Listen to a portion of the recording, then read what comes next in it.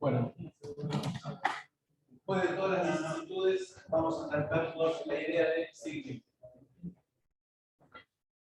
Zigbee fue originado por un conjunto de empresas, como suele suceder, que crearon la Zigbee Alliance, con un objetivo distinto de Bluetooth.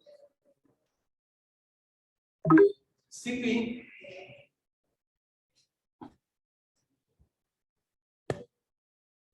este es el libro que utilizo yo como referencia bibliográfica. Lo tengo en formato electrónico, así que si alguno lo quiere ponerse a chimentar un poco, aquí está. Vamos a basarnos un poco en los conceptos que habíamos mencionado en la clase pasada de lo que es las normas del IEEE sobre conectividad, en particular la 802.15.4, que lo que nos da son algunos de las capas de lo que requiere el modelo de SOS y de 7 capas. Y también la 802.15.4 va a ser objeto de LoRa. LoRa es Long Range y es una metodología que nos permite comunicarnos hasta 20 kilómetros y que es ese libro que recomiendo un capítulo para tratar de introducirnos en el tema de LoRa, y nosotros vamos a ver el fundamento matemático de LoRa en clase. Entonces, 802.15.4 es la norma de IEEE base para Zigbee y para LoRa. Vamos a hablar un poco de la historia, la topología de la red, que es lo más interesante, comparación con otras tecnologías, y después la implementación con la norma 802.15.4, el tipo de modulación que se utiliza, y después, al final, métodos y configuración. Entonces, arrancó en el año 98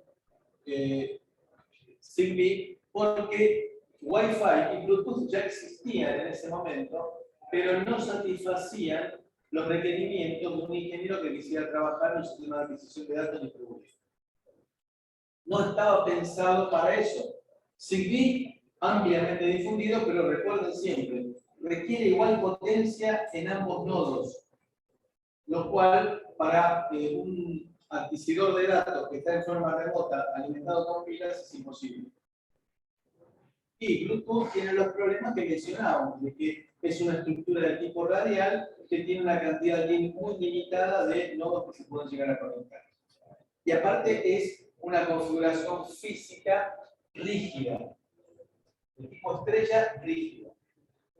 En el año 2003 se aprueba el estándar 802.15.4 y a partir de ahí se crea en el 2004 la alianza Zigbee, que pretende, en base a los problemas que ya existían para transmitir información desde nodos, y utilizando el 802.15.4, resolver esos problemas. En el 2004 también se aprueba Zigbee. En el 2005 se pone a disposición del público en forma experimental, y en el 2006 empieza a trabajarse en forma comercial. Arranca una empresa que se llama XBee, no confundir Zigbee con XBee. XBee es una empresa que hace fundamentalmente la parte de transmisores. Zigbee es implementado por XBee. Entonces, ustedes van a ver muchos módulos que dicen XBee. Bueno, XBee es la parte de transmisor. La radiofrecuencia y la modulación.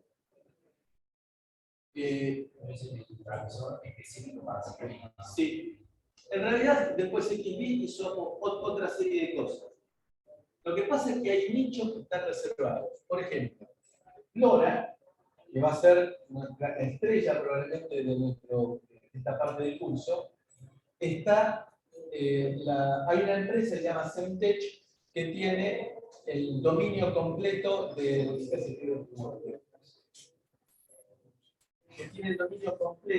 de la norma, y que cualquiera que quiera fabricar un chip para LoRa tiene que pagarle unos centavos a Semtech y tiene que tener la aprobación de Semtech. Con lo cual, por un lado, también se garantiza la compatibilidad. En el caso de Zigbee, XBee es una empresa que forma parte del consorcio de la Zigbee Alliance, pero no es obligatorio que los transmisores sean de XBee. En el 2005 se publicó en 2006 la publicación actual de la especificación y después empezó a utilizarse para la parte de Home Automation. Las empresas involucradas, fíjense, son bastantes e importantes, entre las cuales está nuestra querida ST.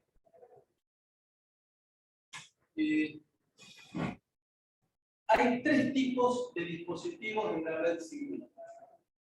A diferencia del Bluetooth que teníamos, la PC y los nodos, el mouse, el parlante, el teclado, acá tenemos tres jerarquías distintas. Es obligatorio, es mandatorio, obligatorio de que exista un coordinador. ZC, Zigbee Coordinator. Y puede haber o bien un router o bien un end device. De acuerdo con los nombres, el end device es el de menores prestaciones que está tirado por ahí con un sensor. El router tiene esa capacidad de enrutamiento. ¿Qué significa? ¿Qué le significa a ustedes la palabra router?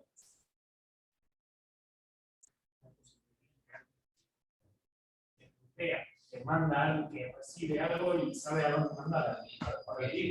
Exactamente, que toma un paquete de datos y lo retransmite en la dirección apropiada. ¿Bien? Es decir, que tiene algún grado de inteligencia que reconoce cuál es el camino para que llegue la información a destino. Haz una consulta. Chicos, ¿y qué diferencia hay entre un router y un switch? Router hace un cambio de paquete. No, el switch copia lo que llega por los puertos. ¿Y en un switch qué capa dentro de la jerarquía de red sería? 2. Nivel 2, y el router sería nivel 3. Es decir, que el router habla paquetes IP dentro de lo que sería una red IP, mientras que el switch habla paradas. Además, o sea, llega, el router tiene inteligencia para, en función del tipo de paquete, saber rutear y tener un protocolo de ruteo dentro de una red. Y si vamos a lo genérico, como es Zigbee, es un elemento que tiene inteligencia para saber direccionar los elementos dentro de la red en función del tipo de paquete. Ahora, si ustedes tuvieran que poner, en una época, aquí en el departamento, lo que había eran todos cables que convergían en un router que estaba en el cuarto piso. Eran cables nada más.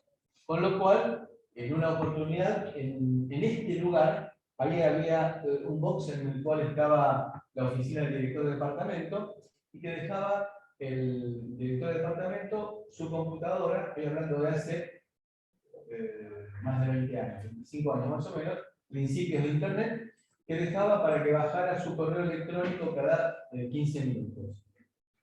Estábamos en esa época en técnica digital 3 y estábamos viendo, chusmeando las comunicaciones que había dentro de la facultad. Se veían todas las comunicaciones de la facultad. Era una zapatilla. Y en un momento dado vemos que se loguea el director de departamento y aparece sin encriptar su clave de acceso al correo electrónico. Es decir que 25 personas vieron la clave. Por supuesto, la desesperación de ir a despertar al director de departamento, que era dormilón, y decirle, urgente cambiar la clave de tu correo electrónico porque ya la sabe 26 personas. Era sin ningún tipo de inteligencia. En el departamento, acá, ¿ustedes qué colocarían? En base a lo que decía Juan, ¿un router o un switch?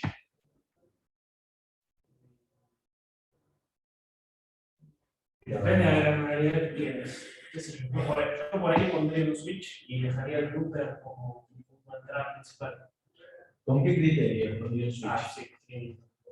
Y por ejemplo, por ahí para todas las máquinas estas, un switch. Para todas las máquinas del otro laboratorio, otro switch. Y así individualizando el laboratorio y después todas las máquinas.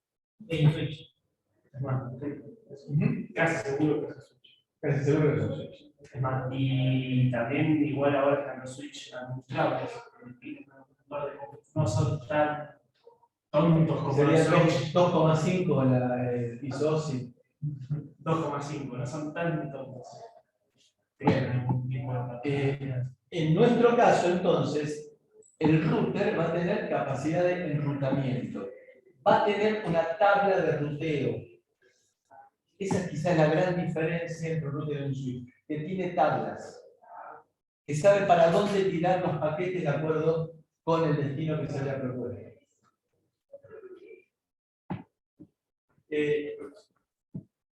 Tendremos también dispositivos de funciones completas. Con funciones completas quiere significar que puede hacer cualquier cosa, de funciones reducidas y después el coordinador del área personal. A ver, vamos a hacer un dibujito con esta codificación. El coordinador es color lila, el router es color amarillo y los dispositivos finales son color verde. La primera configuración que se nos ocurre es hoy similar a lo que era Bluetooth, estrella, en la cual tendremos obligatoriamente un coordinador. Recuerden, el coordinador tiene que existir siempre. Y tendremos un dispositivo final, dos dispositivos finales, tres dispositivos finales y dos routers. Los routers no son solamente que pueden reenviar paquetes y redireccionarlos, sino que pueden tener, por ejemplo, conectado un sensor. Es decir, que puedo llegar en estos 5 nodos, puedo llegar a tener sensores. El coordinador también, sí, el coordinador también. Lo que pasa es que, de acuerdo con la jerarquía que hemos hablado, es el costo. Un end device es más barato que un router, y un router es más barato que un coordinador. ¿Por qué? Porque requieren menos hardware, menos memoria RAM, menos memoria flash. Tendré después un cluster tree, es decir, algo de acuerdo con lo que dijimos similar. Esto sería el laboratorio 110, esto sería el laboratorio 109, esto sería el laboratorio 108. Y acá tendremos entonces el router que se encarga de enviar al cuarto piso todo el laboratorio electrónico. Por eso se llama cluster tree, árbol de clusters. Y luego tenemos, y esto es lo más interesante, la configuración mesh. La traducción de mesh es malla. ¿Qué tiene de particular esto? Que para llegar desde el, por ejemplo, desde el coordinador hasta este nodo, tenemos varios caminos posibles. Fíjense, un camino, dos caminos, tres caminos, 4 caminos, 5, vamos a hacer un montón de combinaciones, un montón de caminos. ¿Y cuál es lo interesante, lo importante de esto? Que a diferencia de lo que pasa aquí, que si se me daña este nodo router, se queda sin comunicación estos dos dispositivos finales, si se me daña este nodo router, tengo otros caminos alternativos. Y los routers, los nodos routers, tienen la inteligencia como para reconfigurarse. Al darse cuenta que se cortó un camino, automáticamente se rerutea los paquetes buscando llegar a destino. Teniendo tantos caminos disponibles, ¿cómo hacen para saber cuál es el mejor camino? En menor tiempo. Claro, ¿cómo hace para saber que se aprueba? Va probando y dicen, bueno, este es el que más rápido usó este problema. Sí. Es decir, cuando yo conecto un nuevo nodo, hay un cierto tiempo de instalación. En ese tiempo de instalación se prueban los caminos. Entonces la topología mesh es la más interesante porque recuerden el problema que nosotros teníamos de la distancia que la energía radiante, la densidad de energía radiante disminuye con el cuadrado de la distancia. Cada uno de estos nodos está actuando como repetidor. Porque estamos hablando de una configuración inalámbrica. Por eso es lo interesante de la configuración mesh. Porque puedo llegar a grandes distancias con nodos muy baratos. Entonces, supongamos que coloco un interruptor para prender esta lámpara. Entonces, coloco el interruptor, se determinó que el camino más rápido es el que aparece marcado en rojo. ¿Sí? Supónganse que se daña entonces un nodo. Entonces, se daña un nodo y con lo cual se queda sin poder llegar la información hasta la lámpara. Bueno, automáticamente se va a reconfigurar por otro camino. Esta es la gran ventaja que tiene Zigbee. Poder llegar a distancias grandes y que es dinámicamente reconfigurable. Sin intervención del operador.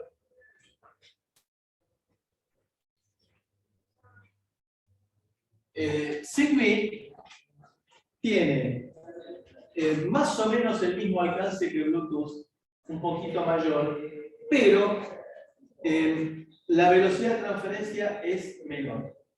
¿Importa mucho? Es Zigbee, voy a transmitir música yo. A mí me interesa Bluetooth porque tengo unos auriculares espectaculares. Bluetooth. Transmito audio. En Zigbee, ¿voy a transmitir audio? ¿Está pensado para transmitir audio? No. No. ¿Para qué está pensado? Datos. ¿Muchos datos? Pocos datos. ¿Frecuentemente? Tampoco. Regla. Pocos datos y esporádicamente. Regla de oro, ¿para qué? Para darle larga vida a las baterías. Esta regla de oro la vamos a empezar a usar frecuentemente de aquí en más. Bluetooth no me preocupa. La batería del mouse, yo a principio de mes cambio la batería del mouse. Digamos, la recargo. Me alcanza. Pero la idea de Zigbee es que lo tenga que hacer cada año. La primera semana de enero le cambio las baterías a todos los dispositivos. Y si es cada 2 años, mejor. En los años pares es mejor. Puedo hacer un comentario respecto a eso. Chicos, hay una cuestión también tecnológica a tener en cuenta. Hay muchas de estas tecnologías que son nichos de mercado, porque Zigbee creo que nadie va a conseguir para nosotros en que es una tecnología masiva, sino que son tecnologías de nicho. Que el problema que tuvieron fue el crecimiento de Wi-Fi. O sea, hay muchas aplicaciones de frontera en las que hoy tal vez, alimentando un dispositivo a 220, es conveniente que utilice un chipset Wi-Fi a que utilice un chipset Zigbee. Cuando fueron concebidas, por ejemplo, WiMAX es el claro ejemplo, cuando fueron concebidas, eran tecnologías que se suponía que iban a tener un market share realmente importante y terminaron partiendo porque Wi-Fi tuvo una masividad enorme. No sé, es un caso muy similar, por ejemplo, a los teléfonos satelitales. No sé si ustedes recuerdan, cuando sacaron los teléfonos satelitales, se suponía que iban a tener una penetración en el mercado fenomenal. ¿Y qué pasó? La tecnología celular creció tanto que terminó matando a los teléfonos satelitales y les dictó también un nicho de mercado muy particular. Entonces hay que entender muchas veces tecnológicamente que hay tecnologías piolas, interesantes, pero que a nivel mercado tal vez son superadas por otra y bueno, terminan después quedando como un nicho. Como es el caso de Zigbee, como es el caso, bueno, de Bluetooth. Si es más masivo, hay muchas aplicaciones que también Bluetooth se pensaba como una solución fenomenal y bueno, fue pisada por Wi-Fi por las ventajas que trae. Gracias, Juan. Me baso en lo que vos decís. WiMAX, por ejemplo, pretendió ser para ciudades pequeñas un reemplazo de la tecnología ADSL para llevar internet a las casas.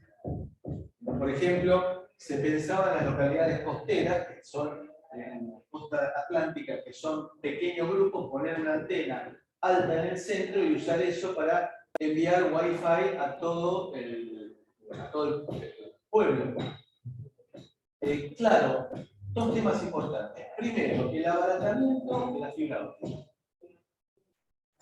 Es decir, yo estuve en contacto en el año 2000, se pensaba instalar en la costa atlántica nuestras redes de WiMAX. El abaratamiento de fibra óptica hizo que conviniera, en lugar de pensar, porque tiene también ventajas y desventajas, el hecho de poner una sola antena significaba que si esa sola antena se dañaba, se quedaba todo el pueblo sin servicio. Y aparte, es muy distinto el tráfico que puede llegar a haber desde las 10 de la mañana que a las 10 de la noche. Entonces, una sola antena. ¿Puedo reconfigurarla para que satisfaga el servicio a las 10 de la noche que todo el mundo está viendo Netflix, Amazon y jugueteando con el teléfono o con la PlayStation? Entonces, si lo configuraba para las 10 de la noche, a las 10 de la mañana tenía una subutilización y tenía que pagar, porque eso es otro problema que tiene, por un servicio que no necesitaba. El gran problema que tienen los lugares de veraneo es que tienen que planificar de alguna manera el servicio de energía eléctrica y de datos para el verano, pero que no lo pueden mantener en invierno porque no es rentable. Entonces, así es como aparecen en las ciudades de veraneo, aparecen estaciones móviles de telefonía celular, por ejemplo, con una antena en el medio del bosque y con un grupo electrógeno que le rompe los pilotos a todas las ardillas del barrio. Y también de la misma manera la energía eléctrica, que tienen que a veces traer generadores porque no puede, es un tema de regla simple. Si yo contrato al proveedor de energía eléctrica el consumo necesario para el verano, durante el invierno, fuera de la temporada de mayor uso de las localidades, estoy pagando una energía que no consumo. Con lo cual se justifica contratar grupos electrógenos de los importantes, de 500 kVA, por ejemplo, para poner de reserva durante el periodo de consumo en el verano. Bueno, WiMAX tuvo también eso. Cayó en desuso prácticamente sin haber sido utilizado. Hay alternativas, hay algún proyecto final de utilizar, por ejemplo, en localidades del interior en las cuales no hay disponibilidad de bandas, no tenemos la sobreexplotación de las bandas de 4G como tenemos en la ciudad de Buenos Aires, en el Gran Buenos Aires, que una misma frecuencia se utiliza en Avellaneda, Recoleta, Olivos y Tigre, y en Morón y en General Rodríguez. Esa sobreutilización se da en ámbitos urbanos densamente poblados, como es el Cava, el AMBA, en la cual utilizan para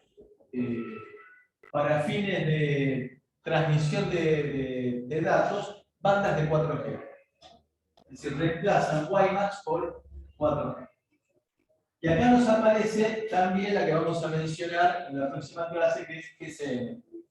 GSM es lo que sería, como hablamos antes de 2,5, capa 2,5, GSM o GPRS es 2,5G. Es decir, entre 2G y 3G. Con lo cual nos permite, de una manera muy simple, y es así, está distribuida en todo el país, la posibilidad de transmitir datos. ¿Por qué digo que está distribuida en todo el país? Porque 3G y 4G, créase o no, no está distribuida en todo el país. Aún 3G no está distribuida en todo el país. Bueno, volvamos entonces. ¿Les resulta conocido a ustedes esto? El ISO-OSI, International Standard Organization Open System Interconnection, que permite que cualquiera de nuestras computadoras se esté comunicando con Google sin tener la más mínima idea de lo que hay del otro lado de Google. Nosotros nos vamos a concentrar en estas dos capas, la capa física y la capa de datos. El resto lo vamos a interpretar como, no lo vamos a respetar, sino vamos a hacer una implementación más sencilla. ¿Por qué? Porque el mundo de Zigbee tiene que ser un mundo barato. No puedo pensar en colocar un Google del otro lado en el sensor. Entonces, nosotros, esta es una breve interpretación de qué es lo que nosotros nos vamos a concentrar en la capa física, que es, diríamos, baudios, transmisión y recepción de flujo de bits sin procesar por un medio físico. La capa de enlace es la trama, transmisión de datos confiables entre dos nodos conectados mediante la capa física. Eso va a ser lo que nosotros vamos a utilizar de la 802.15.4. Entonces, vamos a usar capa física y capa MAC, la capa de direccionamiento, la MAC address. Esto, y después, la alianza Zigbee define lo que serían las otras 5 capas, o interpreta para el bajo costo que nosotros queremos las otras 5 capas. La topología de red, es decir, la redistribución de datos de acuerdo con la topología de red que utilicemos, los ajustes de seguridad AES, es decir, el encriptado para que, porque es algo que está implícito. Yo quiero enviar datos sin que los demás se enteren lo que estoy enviando. Ustedes me dirán, ¿es importante para saber la temperatura en un recinto que no lo sepan los demás? Para la temperatura en un recinto puede ser que no sea necesario, pero para saber si se activa o no se activa una alarma en un reactor nuclear, sí puede llegar a ser. Reactor nuclear, me refiero a Tucha, sí puede llegar a ser importante y no quiero que eso trascienda. Y después, perfil de uso, mensajería, General Operation Framework. Esta es la implementación de Zigbee. Las dos primeras capas las cumple IEEE 802.15.4. Y el resto está fijado por la alianza Zigbee.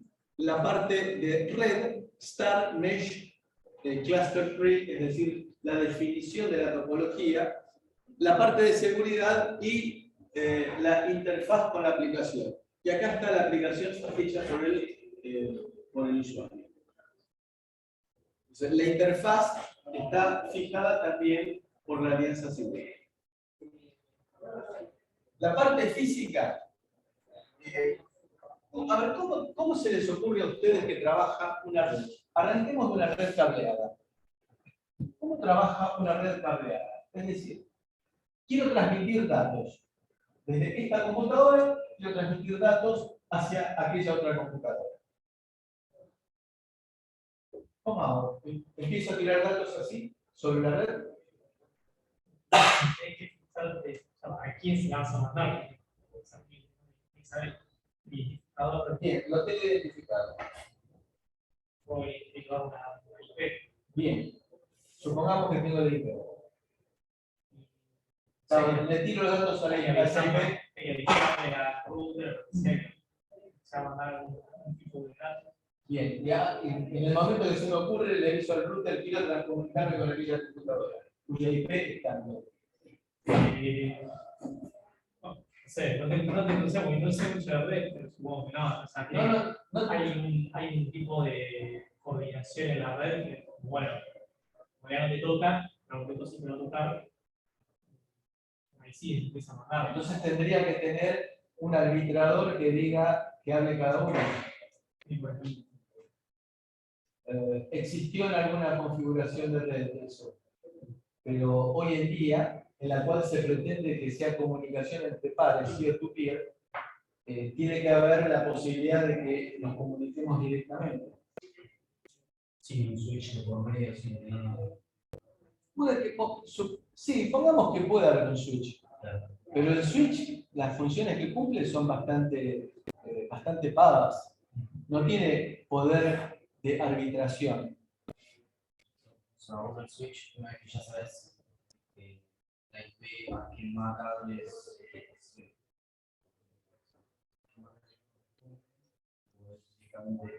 ¿El switch lo sabe eso?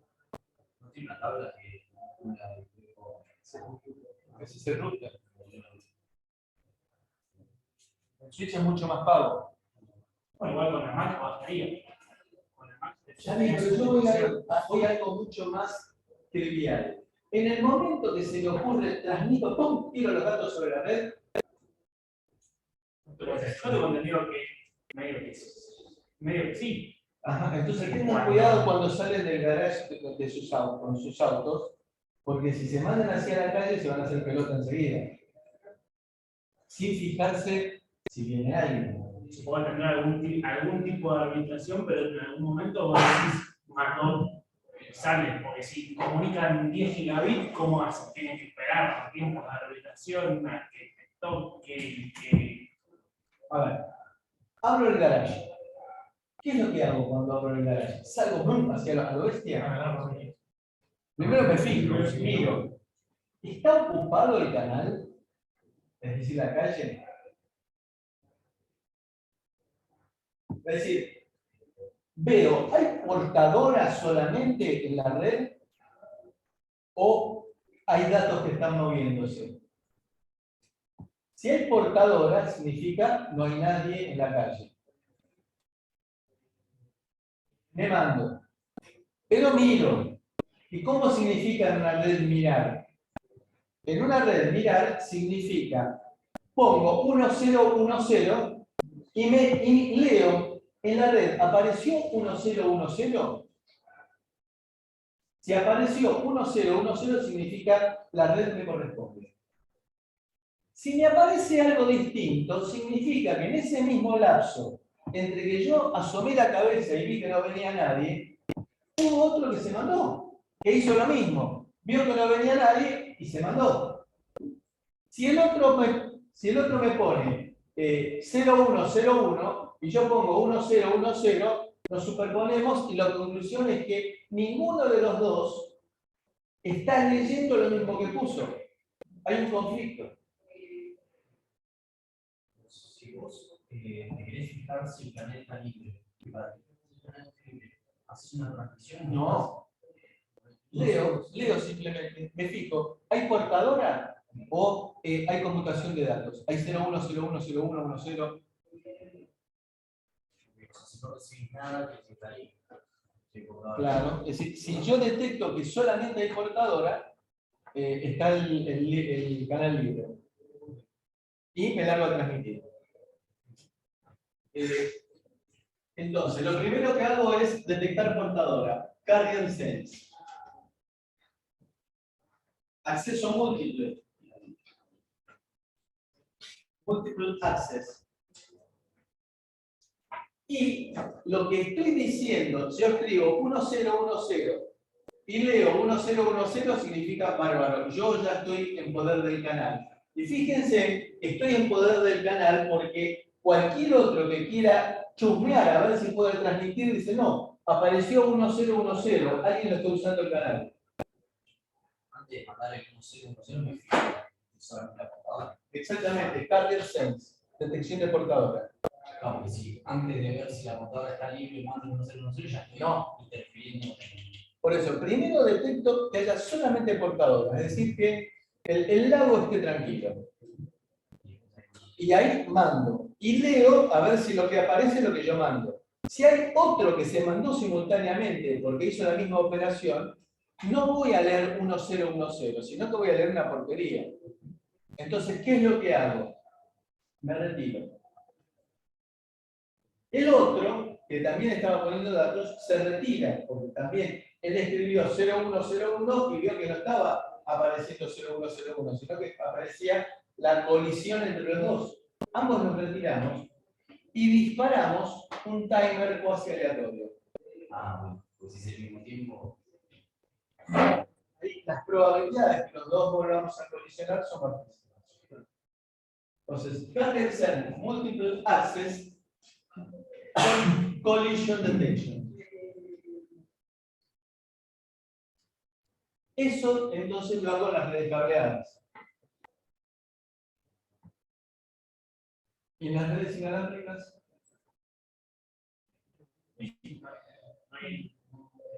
No están asignadas ventanas de tiempo. No necesariamente. Como no pasa eso, que te asignan una ventana. Sí, pero habla de Activision. Sí, pero eso es por división de tiempo. Sí. Lo que pasa es que en un sistema simple, en el cual vamos a tener división de frecuencias, hacer con división de tiempo ya es tecnología más compleja, son dos planos distintos. Eso va a ser al final de octubre cuando veamos la parte de Narrowband IoT, de Internet de las Cosas sobre telefonía celular. Que ahí sí tenemos, es un lindo despelote porque tenemos multiplexado de tiempo simultáneamente con multiplexado de frecuencia. En tecnología inalámbrica, yo puedo oler a ver si hay solamente portadora. Sí. Y yo digo, quiero transmitir. ¿Qué pasa? Quiero transmitir al nodo 2. ¿Qué pasa si hay otro que quiera transmitir al nodo 2? Y que al mismo tiempo que yo detectó que, había solamente portadora y que no había ninguna transmisión. Ahí no tengo la posibilidad de detectar colisiones. ¿Cómo hago en la red inalámbrica? La red alámbrica, o sea, sí se. Alámbrica, sí. Inalámbrica. No, alámbrica, como detectas que la conexión es diferente a la de. No, al revés, yo digo, ¿cómo? En el caso de alámbrica, sí, porque tengo la portadora y es como si fuera un bus en el cual tengo resistores de pull-up. Entonces, si hay varios que escriben, simultáneamente me van a tirar a cero la comunicación cuando pongo un 1. Entonces, escribo algo y no leo exactamente lo mismo. Eso es detección de colisión. En el caso de la red inalámbrica, no tengo un conductor sobre el cual yo me monte, sino que en la red inalámbrica tengo la posibilidad de transmitir lo que yo quiera.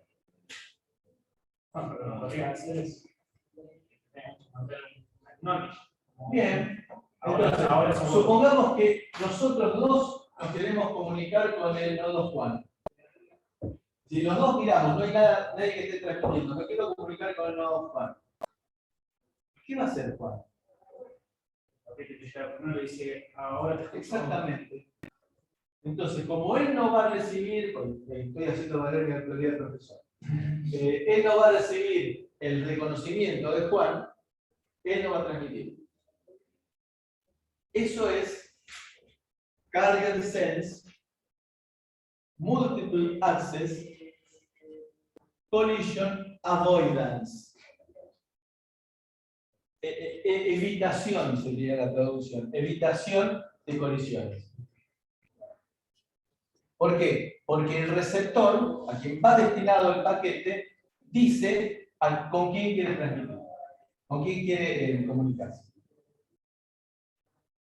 Igual, perdón, no hay una posibilidad de que los dos paquetes, al mandar los dos paquetes, creen alguna condición en el receptor donde no puedas que te lleguen los dos al mismo tiempo, por ejemplo. No contesta.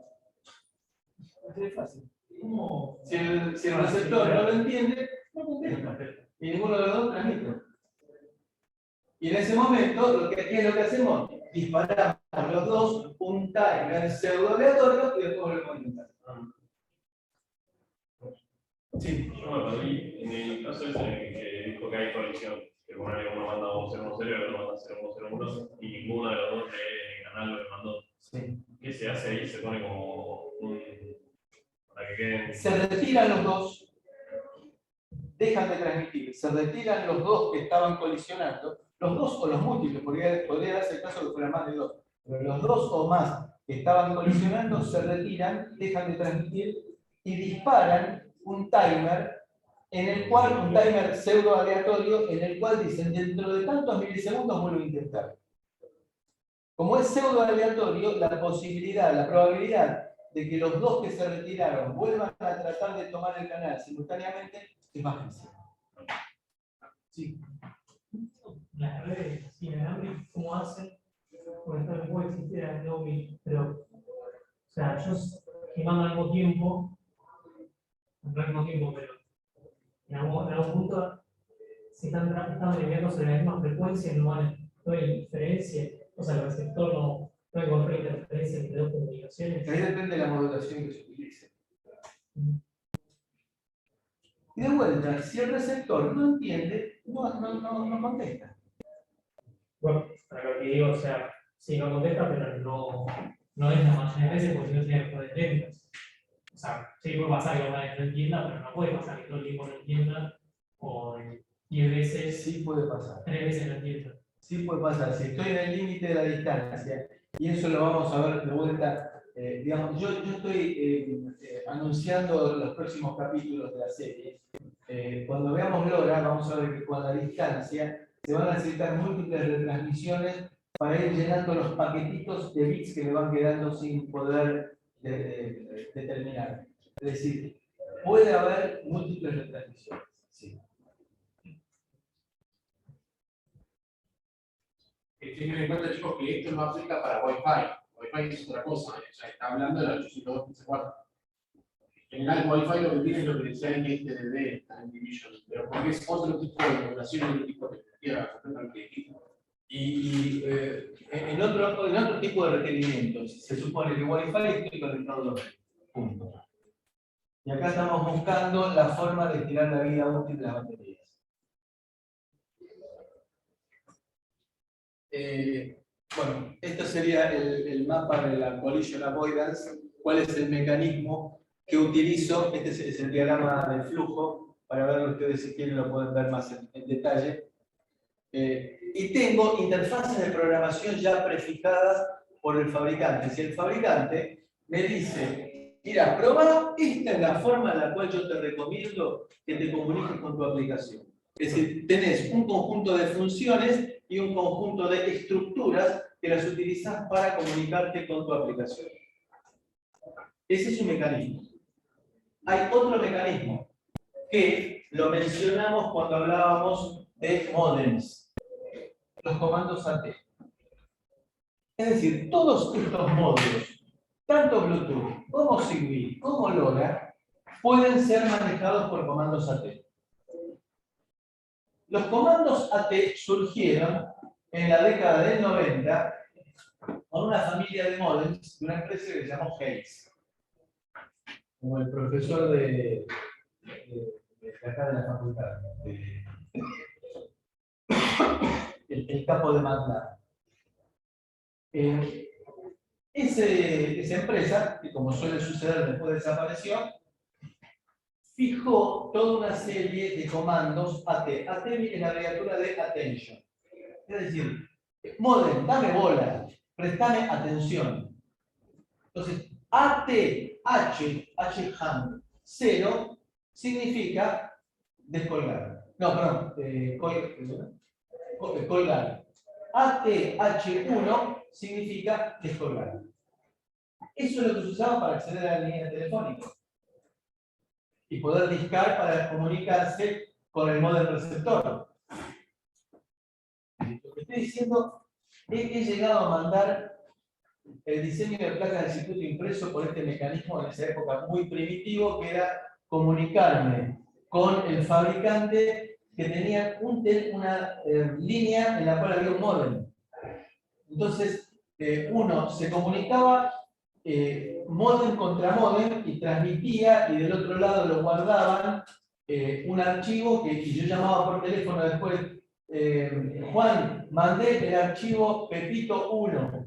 Ah, sí, ahora lo verifico. Bueno, se usaba eso, ATH1 para descolgar, después estaba ATDT para discar, dial by tones, por tonos, discaba después el número del receptor, el receptor se comunicaba. Bueno, esos comandos existen desde la década del 90. Estamos hablando acá que tenemos comandos AT, no son esos, sino que son comandos AT que el diseñador del módulo Zigbee creó para actuar sobre el módulo. Es otra forma de manejar estos módulos. O bien por medio de aplicaciones que me da el fabricante por medio de interfaces, o bien por comandos AT. Cuando consigo un módulo de vuelta, Bluetooth, Zigbee, LoRa, lo que fuera, tengo que pedir también, si lo quiero utilizar, la cartilla de comandos AT. Si quiero utilizar un módem celular, tendré que tener comandos AT que me permitan que elegir la banda en la cual voy a trabajar, elegir el proveedor del servicio, es decir, Claro, Personal, Movistar, y con todo, y a su vez que el módem me vaya contestando, ok. Ok significa ok, me manda la letra O y me manda la letra K. Diciendo, entendí que querés que trabaje la banda de 864 MHz. Y que quiero trabajar con el proveedor personal. Bien. O bien, entonces, comandos AT. Acá nos aparece la Direct Sequence Spread Spectrum. La idea de la Direct Sequence Spread Spectrum significa ensanchamiento de banda. Es decir, que el paquetito de datos que requería un pequeño ancho de banda, lo pongo en un ancho de banda mayor. ¿Para qué? Para ir enviando, utilizando múltiples frecuencias, de manera que voy conmutando de frecuencia. Lo que digo no es exacto, pero para que quede claro. No es académico. Los dos primeros bits lo mando en la frecuencia F1. Los dos bits subsiguientes lo mando a la frecuencia F5. Los dos bits subsiguientes lo mando a la frecuencia F8. Si el receptor no sabe F1, F5, F8, no sabe dónde buscar. Con lo cual, si no tiene la secuencia, el receptor lo único que recibe es ruido. Esa es una buena forma de garantizar la seguridad de la recepción. Entonces, lo que se hace es expandir la justificación matemática, la vamos a ver en la parte del otro.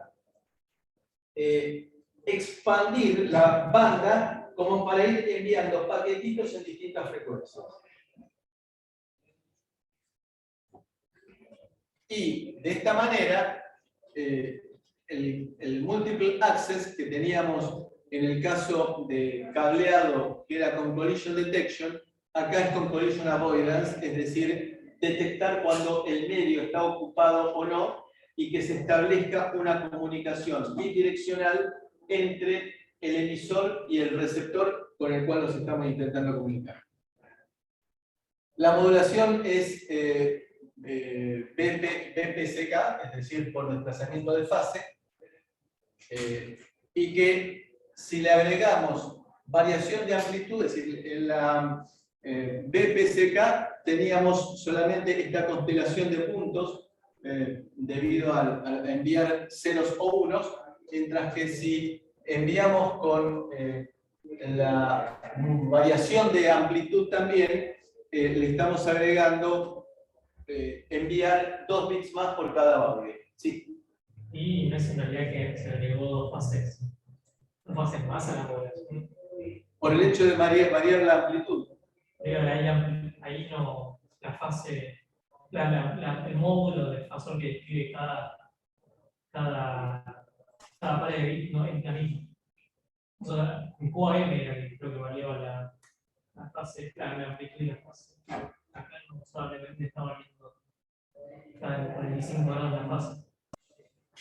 Claro, sí. Sí, correcto. Sí. Está bien. Sí, es correcto eso. Así que le cambio el ángulo de desfasaje. Sí, correcto.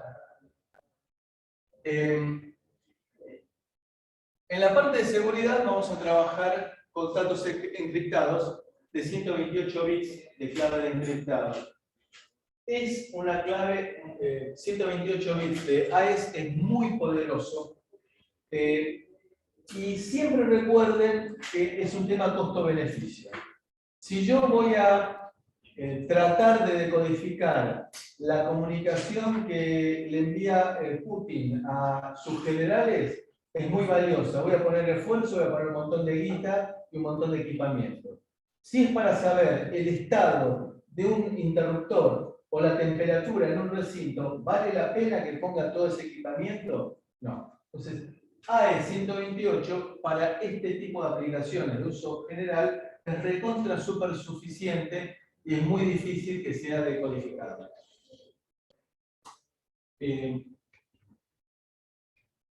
La idea entonces es aumentar el ancho de banda buscando compensar la degradación que se produce en la relación señal-ruido. Es decir, la relación señal-ruido también se va decrementando con el cuadrado de la distancia. Lo que se hace es multiplicar la señal de datos utilizando lo que llama un código de expansión. ¿Sí? Ese código de expansión es el factor por el cual yo voy a reenviar el dato aumentando la complejidad de la modulación y la complejidad de todo el proceso. Pero lo que logro es llegar a distancias que, si no tomara esta medida de expansión de frecuencias, no lograría.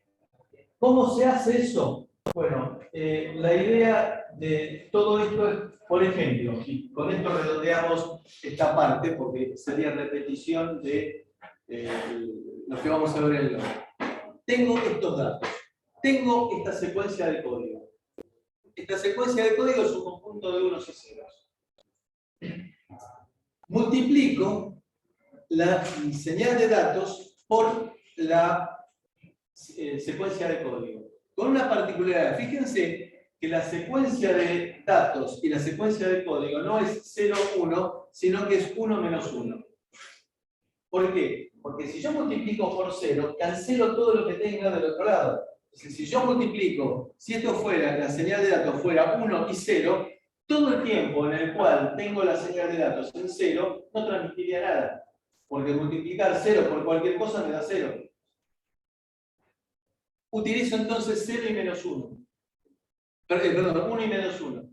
Tanto para la entrada de datos como para la secuencia de código. Entonces, cuando tengo 1 la señal de datos, lo que me aparece como señal que voy a transmitir es la secuencia de código. Cuando tengo menos 1, o sea 0, en la señal de datos, lo que me aparece es invertido. ¿Qué es lo que sabe el receptor?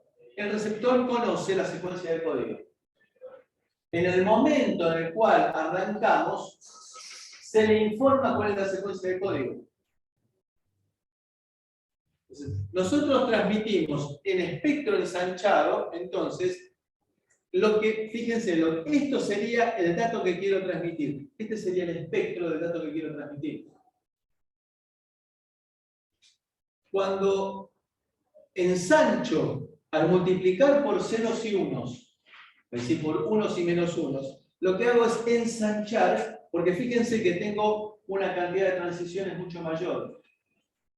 El espectro entonces me aparece ensanchado. Esto es lo que llamamos la multiplicación, el factor de ensanchamiento, el spread spectrum, el spreading factor.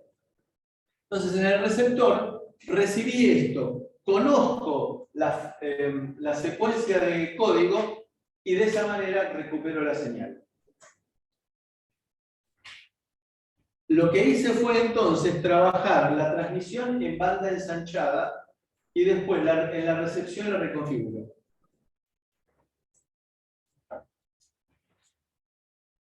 La justificación matemática, insisto, la vamos a ver cuando veamos LoRa. No se justifica verla dos veces. ¿Preguntas? Bien, resumen. ¿Para qué me sirve SIGBIT? SIGBIT me va a servir para tener una topología bastante flexible en la cual voy a tener tres tipos distintos de nodos. ¿Cuál es el nodo que tiene que estar siempre presente? Coordinador. Y el otro puede ser o router o dispositivo final. ¿Cuál es la diferencia? El dispositivo final es más sencillo, menos prestaciones y por ende es más barato y consume menos. Y por medio de las distintas topologías puedo llegar a grandes alcances porque la topología mesh me permite que cada nodo actúe como repetidor. Y entonces, con bajas potencias, efectuando numerosas retransmisiones, puedo llegar a destino, a distancias importantes, que me requeriría muchísima más energía si yo tuviera que transmitir en forma directa. ¿Quedó claro? Digamos, para nosotros, en nuestro rubro, Zigbee es mucho más importante que Bluetooth. entre, bueno, supongo que lo vamos a ver después, pero entre Zigbee y LoRa hay una diferencia que haga elegir uno u otro. Sí, la distancia a la cual tenga que trabajar. Por ejemplo, yo difícilmente puedo usar Zigbee para saber dónde están las vacas de mi rebaño.